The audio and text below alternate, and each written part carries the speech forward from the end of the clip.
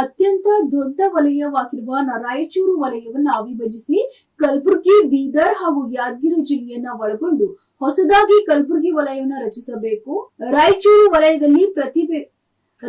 ವಲಯದಲ್ಲಿ ಪ್ರತಿಭೆಗೆ ಯಾವುದೇ ಅಭಾವವಿಲ್ಲ.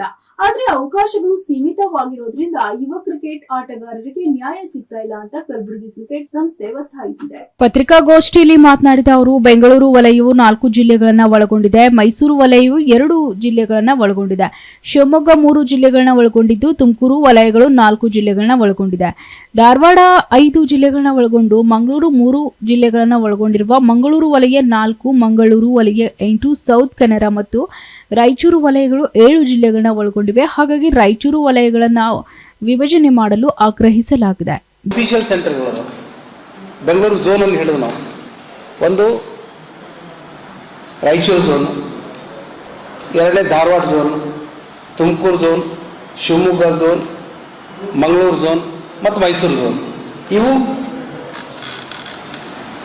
ಗ್ರಾಮೀಣ ಪ್ರದೇಶ ಅಂತ ಅವರು ಯಾರು KCA ಕನ್ಸಿಡರ್ ಮಾಡ್ತಾ ಇದ್ದಾರೆ.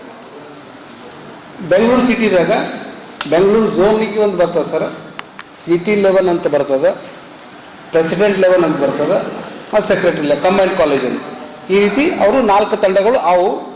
ಮತ್ತು ಉಳಿದ ಕರ್ನಾಟಕ ಬೆಂಗಳೂರನ್ನು ಹೊರತುಪಡಿಸಿ ಉಳಿದಂಥ ಎಲ್ಲ ಜಿಲ್ಲೆಗಳಿಗೆ, ಗ್ರಾಮೀಣ ಪ್ರದೇಶಗಳಿಗೆ ಅವರು 6 ಝೋನ್ಗಳಾಗಿ ಡಿವೈಡ್ ಮಾಡಿದ್ದಾರೆ. ಈಗ ನೀವು ಇದನ್ನು ನೋಡ್ತಾ ಹೋದರೆ ಬೆಂಗಳೂರು ಝೋನ್ಯಾಗ 4 ಜಿಲ್ಲೆಗಳನ್ನು ಅವರು ಕವರ್ ಮಾಡಿದ್ದಾರೆ ಸರ್.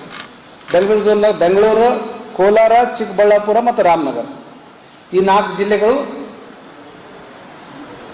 ಬೆಂಗಳೂರು ಝೋನಿಗೆ ಬರ್ತದೆ. ನೆಕ್ಸ್ಟ್ ಮಂಗಳೂರು ಝೋನಿಗೆ ಹೋಗಿ ಸರ್, ಅಲ್ಲಿ ಕೇವಲ 3 ಡಿಸ್ಟಿಕ್ ಅದಾವೆ, ಮೈಸೂರು, ಚಾಮರಾಜನಗರ ಮತ್ತು ಮಂಡ್ಯ. ಅದಾದಂತ ಶಿವಮೊಗ್ಗ, ಅಲ್ಲಿ 3 ಜಿಲ್ಲೆಗಳಾವೆ, ಶಿವಮೊಗ್ಗ, ಚಿಕ್ಕಮಗಳೂರು ಮತ್ತು ಹಾಸನ. 4ನೇ ತುಮಕೂರು ಝೋನಿಗೆ ಬಂದರೆ ನಿಮ್ಗೆ 4 ಜಿಲ್ಲೆಗಳಿದಾವೆ, ತುಮಕೂರು, ಚಿತ್ರದುರ್ಗ, ದಾವಣಗೆರೆ ಮತ್ತು ಬಳ್ಳಾರಿ. ಧಾರವಾಡ ಝೋನ್ಯಾಗ 5 ಡಿಸ್ಟಿಕ್ ಅದಾವೆ ಸರ್, ಧಾರವಾಡ, ಬೆಳಗಾವಿ, ಗದಗ, ಹಾವೇರಿ ಮತ್ತು ಉತ್ತರ ಕನ್ನಡ.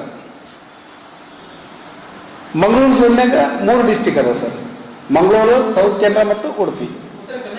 ಹಾಂ ಸರ್, ಹಾಂ ಅದು ಒಂದು ಸ್ವಲ್ಪ ಟೈಪಿಂಗ್ ಮಿಸ್ಟೇಕ್ ಆಗಿದೆ ಸರ್, ದಯಮಾಡಿ ಕ್ಷಮಿಸಿ.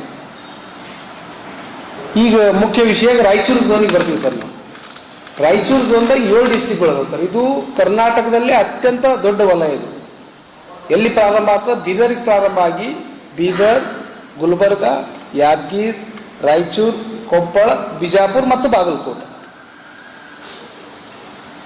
ಈ 7 ಡಿಸ್ಟಿಕ್ನಲ್ಲಿ ಇವತ್ತಿಗೂ ಕೂಡ ಕರ್ನಾಟಕ ರಾಜ್ಯ ಕ್ರಿಕೆಟ್ ಸಂಸ್ಥೆ ಒಂದು ಮೈದಾನ ನಿರ್ಮಾಣ ಮಾಡಿಲ್ಲ, ಒಂದು ಸ್ಟೇಡಿಯಂ ಇಲ್ಲ ನಮ್ಮ ಮಕ್ಕಳಿಗೆ ಆಡ್ಲಿಕ್ಕೆ, ಒಂದು ಟರ್ಫ್ ವಿಕೆಟ್ ಇಲ್ಲ. ನಿಮ್ಗೆ ಗೊತ್ತಿರಂಗ ನೀವು ನೋಡ್ತಿರ್ತೀರಿ ಎಲ್ಲರೂ, ನನಗನ್ಸೋ ಮಟ್ಟಿಗೆ ಕ್ರಿಕೆಟ್ ಪ್ರೇಮಿಗಳಿದ್ರಿ. ಪ್ರತಿಯೊಂದು ಮ್ಯಾಚ್ BCCI ಪ್ರಕಾರ ಟರ್ಫ್ ವಿಕೆಟ್ ಮ್ಯಾಗ ಆಡಬೇಕೆ ಅಂತದ ಸರ್. ಆದರೆ ನಮ್ಮ ವಲಯದಲ್ಲಿ ಎಲ್ಲಿ ಒಂದು ಟರ್ಫ್ ವಿಕೆಟ್ ಇಲ್ಲ. ನಾವು ನಮ್ಮ ಮಕ್ಕಳಿಗೆ ಈ ಎನ್ವಿ ಗ್ರೌಂಡ್ದವ್ರಿಗೆ ಹೋಗಿ ರಿಕ್ವೆಸ್ಟ್ ಮಾಡ್ಕೊಂಡು ಅಲ್ಲಿ ಆಡಿಸ್ತೀವಿ, ಗೌರ್ಮೆಂಟ್ ಕಾಲೇಜ್ದವ್ರಿಗೆ ರಿಕ್ವೆಸ್ಟ್ ಮಾಡ್ಕೊಂಡು ಅಲ್ಲಿ ಆಡಿಸ್ತೀವಿ, KBN ಅವಕಾಶ ಕೊಟ್ಟರೆ ಅಲ್ಲಿ ಆಡಿಸ್ತೀವಿ. ಅಲ್ಲಿ ಕೂಡ ಎಲ್ಲಿ ಟರ್ಫ್ ಇರ್ತೀವಿ. KBN ಗ್ರೌಂಡ್ ಇರೋದು ಖಾಸಗಿ ಮೈದಾನದ, ಅವ್ರು ಟರ್ಫ್ ವಿಕೆಟ್ ಅದ ಪರ್ಮಿಷನ್ ಕೊಟ್ಟರೆ ಆಡ್ತೀವಿ, ಇಲ್ಲರಿಲ್ಲ.